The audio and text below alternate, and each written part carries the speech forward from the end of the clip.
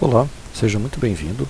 Esta é a aula número 10 do curso técnico de informática da disciplina de Fundamentos de Programação. E nesta aula nós iremos falar sobre uma estrutura de dados chamada vetores, em inglês arrays. Para isso, eu gostaria que você desse uma olhada neste código, pausasse o vídeo e analisasse o que está acontecendo neste código que eu escrevi aqui. Então, por favor, pause o vídeo, gaste aí uns 2, 3 minutos analisando e entendendo o que esse código faz. Bom, creio que você tenha pausado o vídeo, agora vamos entender esse código. Esse código vocês já têm compreensão das informações que estão descritas nele, então já é um código em que na altura do campeonato vocês já conseguem interpretar o que está acontecendo. Percebam que nele eu tenho dois tipos de variáveis, uma do tipo inteiro e outra do tipo float, sendo que do tipo inteiro eu tenho 6 variáveis definidas, sendo que dessas 6 variáveis, 5 são sequenciais. Variável número 1, número 2, número 3, 4 e 5. E depois eu tenho uma denominada soma. Por que eu declarei essas variáveis número 1, número 2, 3, 4 e 5? Porque elas entram na sequência em que o usuário vai digitar. Então eu quero que o usuário digite 5 números. E eu peço para ele digitar o primeiro número, o segundo, o terceiro, o quarto e o quinto na sequência. Feito isso, eu pego estes 5 números, realizo um somatório deles e tiro a média destes números e mostro para o usuário a média daqueles 5 números que ele digitou. Bom, até aí não há nenhum mistério, a gente já está acostumado a trabalhar com esse tipo de programa, em que pede para digitar uma determinada variável, a partir dali eu faço algum cálculo matemático com essa variável e exibo o resultado dela. Mas observa que neste caso eu precisei de 5 números. Para fazer 5 números, eu repeti 5 vezes um print e um scan, né? Um printf e um scanf. Se eu quisesse 10 números, eu poderia fazer isso. Número 6, número 7, número 8, número 9, número 10. O que eu teria que fazer? Repetir um printf para cada um deles. Informe o sexto número. Scanf, %i, que é o tipo dele aí, e comercial, número 6. Depois eu repito a mesma coisa para o 7, depois a mesma coisa para o 8, né, para o 7, depois eu repito a mesma coisa para o 8, depois a mesma coisa para o 9 e assim por diante. Ok, agora, e se eu virar para você e falar assim, eu quero que faça a leitura de 100 números, será que eu teria que continuar número 11, depois número 12? Eu posso fazer dessa forma? Posso, não há nenhum problema. Ele vai funcionar naturalmente. Só que você vai ter um trabalho imenso para fazer isso. Quando nós temos muitas variáveis que são, observe o que eu vou falar, muitas variáveis que são do mesmo tipo. Observa que número 1, número 2, número 3 são todas do tipo inteiro. Então, quando nós temos variáveis repetidas no mesmo programa e que elas são do mesmo tipo de dados, nós podemos utilizar uma estrutura na programação denominada vetores. Bom, quem são esses vetores? Vocês vão ver que esse programa que nós começamos a fazer aqui, ele vai mudar de uma forma que vai ficar muito mais simples de trabalhar no final. Vetores, né, são estruturas, é uma estrutura unidimensional e finita. O que eu quero dizer com isso? Unidimensional quer dizer que ela tem apenas uma única dimensão. Vocês vão entender isso aqui um pouquinho mais para frente. Finita, porque eu tenho que saber qual que é o tamanho dela. Por exemplo, se nós voltarmos aqui neste código, nós sabíamos que eu precisava, eu vou voltar ele aqui, eu vou dar um Ctrl Z, remover tudo isso que eu fiz aqui, tá? Tirar esse número 6, tirar tudo isso que eu fiz, vou voltar ele aqui para o estado original dele. Observa que no estado original, eu sabia que era finito o número de variáveis que eu precisava. Eu precisava de 5 variáveis do mesmo tipo. Tá? Então, o vetor ele é uma estrutura unidimensional, vou até completar aqui, de mesmo tipo e finita. Tá? Com isso, cada célula de um vetor equivale a uma variável na programação. O que seria esta célula? A célula são estes elementos que você está vendo aqui. Elemento 0, elemento 1, 2, 3, 4 e 5. Então vamos entender o que é isso. É uma estrutura unidimensional. Está vendo que ele pegou aqui na horizontal, de mesmo tipo. Todos os dados que vão estar dentro de um vetor vão ter que pertencer à mesma classificação, se é inteiro, se é float, e finita. Finita, ele define o tamanho dele. Então, observe o seguinte, eu tenho o mesmo tipo, eu declaro aqui um vetor do tipo inteiros, dou um nome para ele, vetor números, e digo quantos números que eu quero dentro dele. Eu estou dizendo que eu quero 5 números. O que ele vai fazer? O compilador vai gerar para você uma estrutura exatamente igual a esta que vocês estão vendo aqui. Exatamente igual a essa daqui. Ele cria uma estrutura com várias posições, em que eu tenho posição 1, posição 2, posição 3, posição 4, posição 5. Cada um destes P's que vocês estão vendo aqui é uma variável. Uma variável de posição 1, variável de posição 2, 3, 4 e 5. Estas variáveis, elas são todas do mesmo tipo, elas são inteiro. E elas ficam agrupadas na sequência, uma logo após a outra. Então isso quer dizer que, ao invés de eu ter que criar 5 variáveis, como eu fiz aqui, eu posso fazer o seguinte, vetor números de 5 variáveis dentro dele. Nesse momento, eu acabei de criar uma única variável, que dentro dela existem 5 variáveis que eu vou poder manipular mais facilmente dentro do meu programa. Então, o que nós temos aqui? Cada um destes P's que vocês estão vendo é uma variável que ele cria baseado na quantidade que você passa dentro desses colchetes que estão aqui. Se eu quisesse criar um vetor de 10 posições, eu colocaria 10. Se eu quisesse de 100 posições, eu colocaria 100. Se eu quisesse um vetor de 2 posições, eu faria isso. Se fosse um vetor de 2 posições, eu teria apenas P1 e P2, apenas essas 2 posições. Como eu pedi um vetor de 5 posições, ele cria estas 5 posições que estão aqui. Só que há um detalhe. Na programação, o primeiro número da contagem numérica não é 1. O primeiro número para nós é o 0.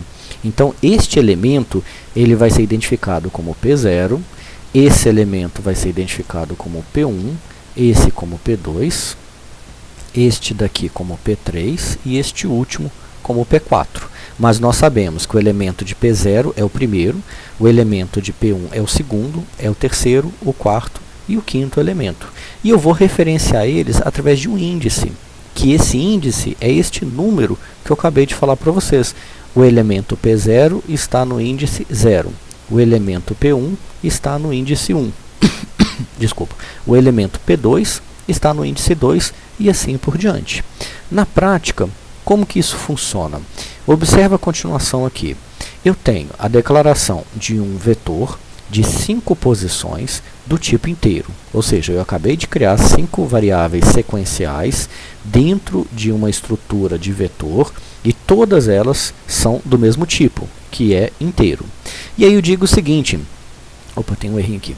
Vetor números no primeiro índice, que é o índice 0, recebe o número 10. Quando eu faço isso, o número 10 ele vem aqui para a primeira posição do meu vetor. Ele fica armazenado ali dentro, naquela posição específica que eu acabei de colocar para ele.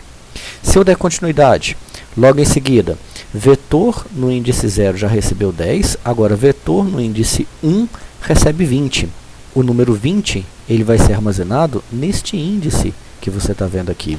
Se eu vier aqui e fizer isso, vetor números na posição 2 recebe 30. O que vai acontecer? Aqui, nesta posição, vai receber o número 30. E assim por diante.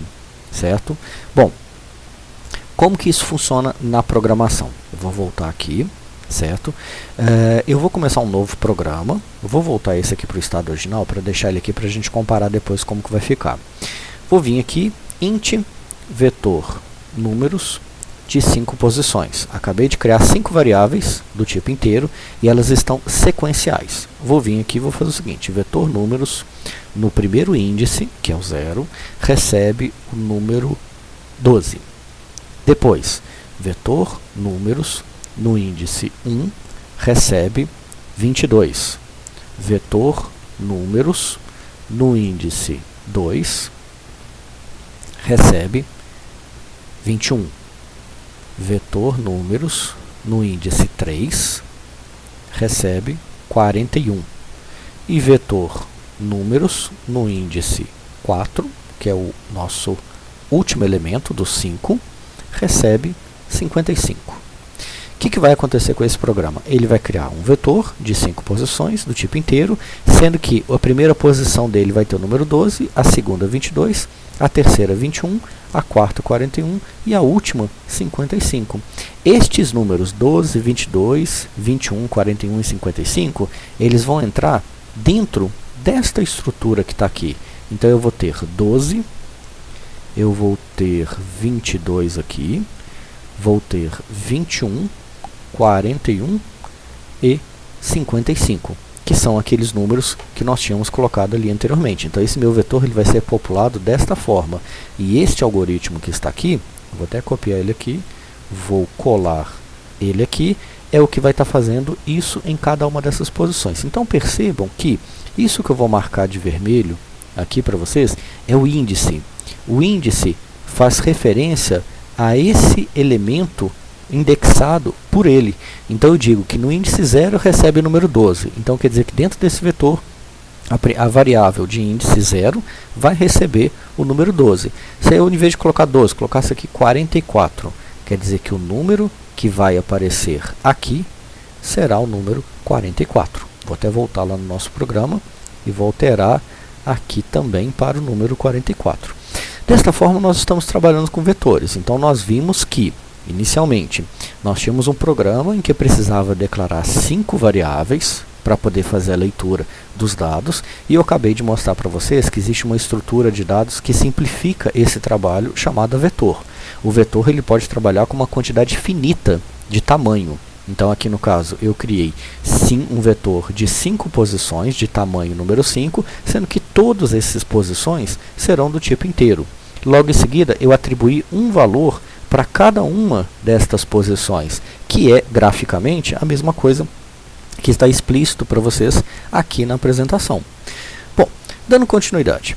Então, eu posso colocar os valores para cada posição manualmente, basta eu saber o índice e o valor que eu quero que seja atribuído àquele índice, e para mim poder imprimir, basta eu simplesmente printf inteiro, vírgula, o nome do meu vetor, o índice que eu quero que seja impresso. Então, por exemplo, olha esse caso, vetor números no índice 1. Quem que é o índice 1? O índice 1 é esse sujeito que você está vendo aqui. O que há nele? O número 20. Logo, ele vai imprimir o número 20. Vamos fazer a mesma coisa aqui. Vou vir aqui e vou fazer printf, %i, vírgula, vetor números. Vamos pegar o índice 3. O que há no índice 3? No índice 3 há o número 41. Então, quando eu executar esse código, ele tem que imprimir o número 3. Vamos ver se é isso. Executei. Ele imprimiu o número 3. O que há no número 3? Há o número 41. Então, ele acabou de imprimir para mim o número 41. Se eu quisesse imprimir o que existe na posição 4, vou executar. Vocês verão que ele vai imprimir 41. Me faltou colocar aqui, né, um espaçozinho, né? Só colocou os dois juntos, mas ele colocou o número 41, que é este número que está aqui antes, e o número 55 que está aqui. Vamos colocar aqui um pequeno espaço, que ele vai imprimir o número. Vou colocar só um espaço assim. Vou rodar de novo, aí vai ficar mais simples de poder ver. 41 e 55, certo? Ah, mas e se vamos cometer um erro aqui? Vamos imaginar, o meu vetor, ele tem quantas posições? Ele tem 5 posições, sendo que começa em 4 e termina, começa em 0 e termina em 4. E se eu cometer um erro e colocar uma posição 5? Essa posição não existe, a última posição do meu vetor é 4. Vamos ver o que vai acontecer. Vou executar. e ele imprimiu o número. Nossa, mas como assim? Ele imprimiu 41, 41 faz referência ao índice 3, que é este número que está aqui. Ele imprimiu 55, que é o que faz a referência ao número 4. E quando ele foi imprimir o 5, ele imprimiu um número meio estranho, meio maluco aqui, que a gente não sabe o que é. O que acontece? Na linguagem C, ele imprime o próximo endereço de memória da próxima variável. O próximo endereço de memória utilizado pelo sistema operacional estava armazenando este valor que vocês estão vendo aqui, certo? Em outras linguagens, como por exemplo Java, ele daria um erro, dizendo que este índice não existe dentro do vetor.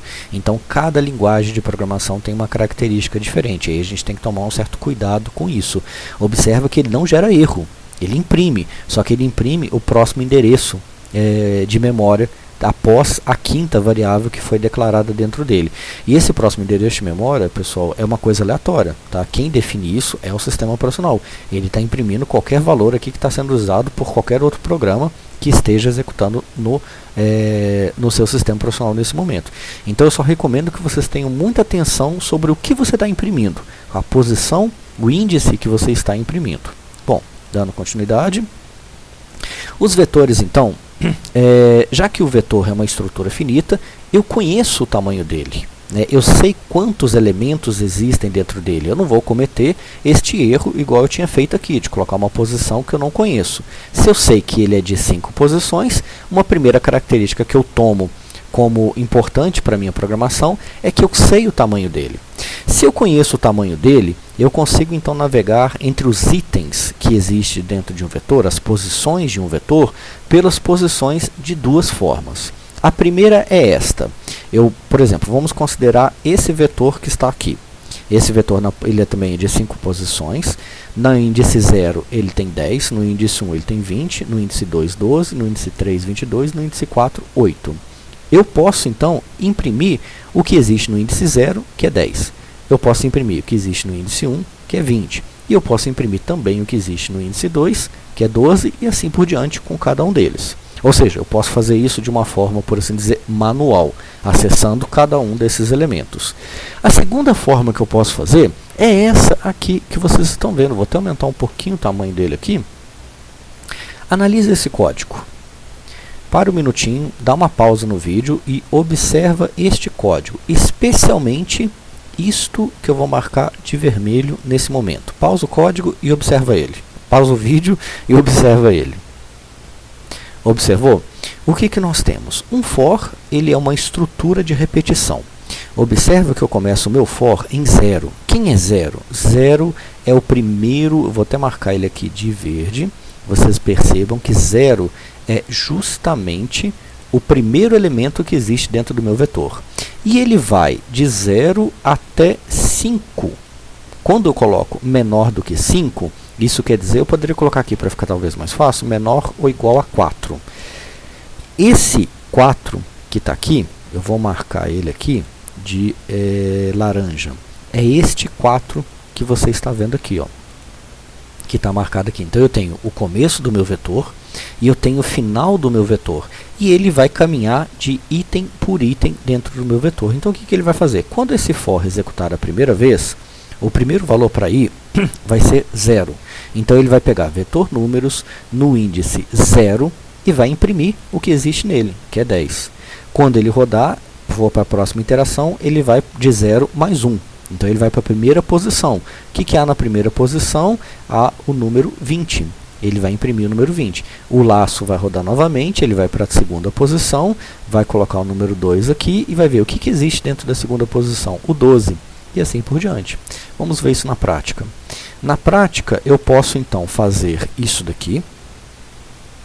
Eu vou copiar e colar. 1, 2, 3 e 4. Quando eu executar esse código, vocês verão que ele vai imprimir o meu vetor em todas essas posições. Ou, ao invés de fazer isso, eu posso fazer for int i começando de 0, i menor ou igual a 4, i mais, e aí eu vou fazer o seguinte, printf %i, vírgula, vetor números no índice que está sendo iterado, que é o meu i. Vou colocar ele para rodar. Ele imprimiu os números aqui. Eu sempre esqueço de dar um espaço aqui. Vou executar de novo. Ele imprimiu os números. Percebam que eu posso fazer da forma manual, igual eu expliquei aqui anteriormente, ou eu posso utilizar um for para isso. É lógico que o for ele é muito mais fácil de trabalhar, tá? Ele é muito mais intuitivo de poder trabalhar. Da mesma forma que eu posso utilizar um for para poder imprimir os valores de um vetor, eu posso fazer um for também para ler os valores de um vetor. Então, observa como que vai ficar esse código. For int i, começando de 0, porque 0 é o primeiro elemento do meu vetor, menor ou igual a 4, menor ou igual a 4, incrementando de 1 em uma posição. Aí eu faço o seguinte, printf informe um número, scanf %i, vírgula, e vetor números no índice i. O que ele vai fazer? Ele vai imprimir uma por uma posição, do índice 0 até o índice 4, que nos dará 5 posições, e vai pedir para o usuário digitar um valor para cada uma dessas posições. Então vamos lá. Eu vou fazer uma coisa sequencial para ficar fácil da gente lembrar. Informe o número. O primeiro eu vou colocar 11, o segundo 22, o terceiro 33, 44, 55 e acabou. Logo em seguida ele parte para o segundo for, que mostra para mim os números que eu acabei de digitar, 11, 22, 33 e 45. Então, gente, bom, deixe-me ver, mostrei aqui para vocês essa estrutura, certo? Então, observa estes dois casos. Do lado esquerdo é um resumo do que eu acabei de mostrar para vocês agora. Tá?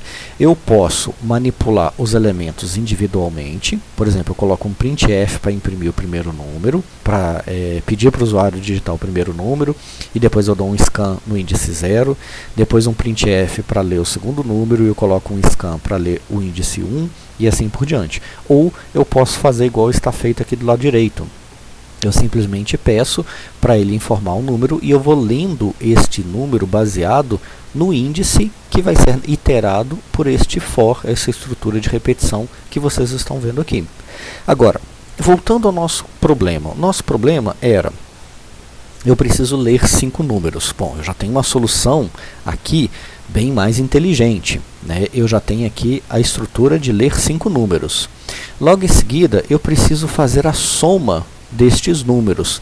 Para poder fazer a soma, eu vou aproveitar essa estrutura que já existe aqui, eu não vou mais imprimir os valores aqui, eu vou criar uma outra variável aqui chamada soma, e vou dizer que soma recebe o que soma tem, mais vetor números no índice i. O que ele vai fazer? Ele vai pegar índice por índice e vai realizar uma autossoma desses valores.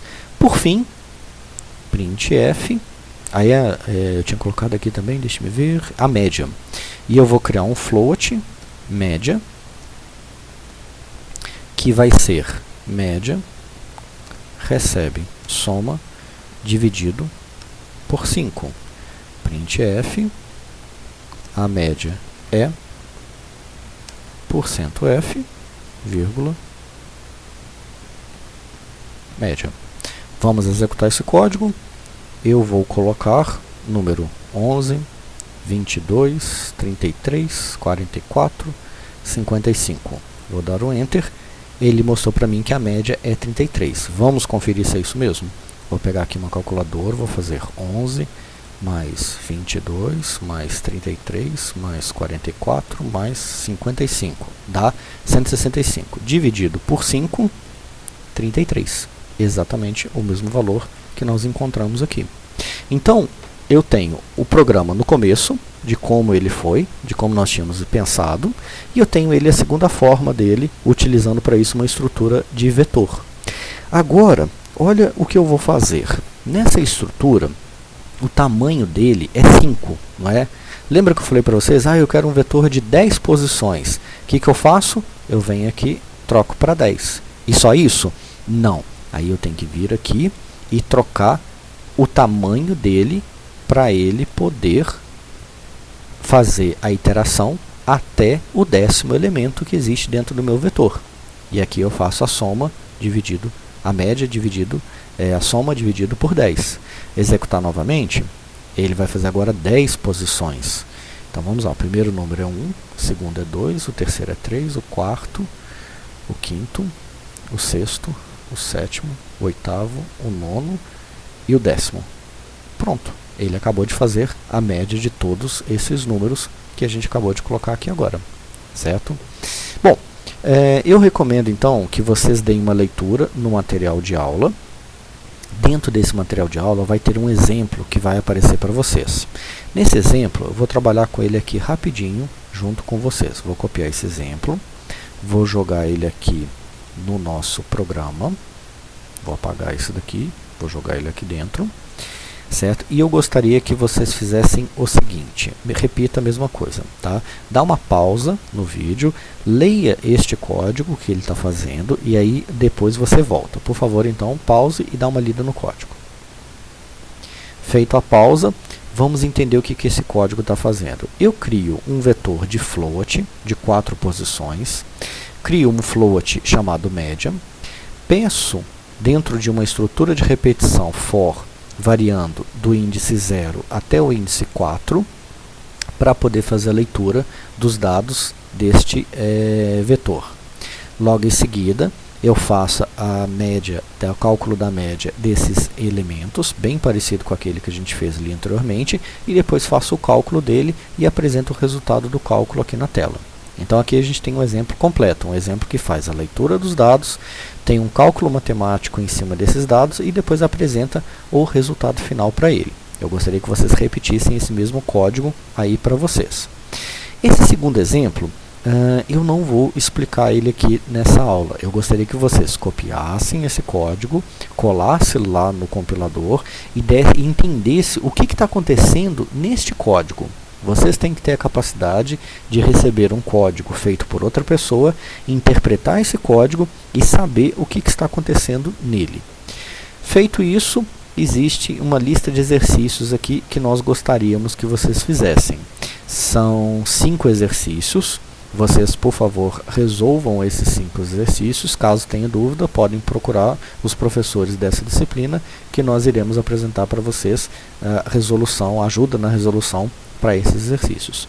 No mais, terminamos aqui então a nossa 10ª aula, que fala sobre estruturas de vetores array. Um grande abraço a todos e bons estudos.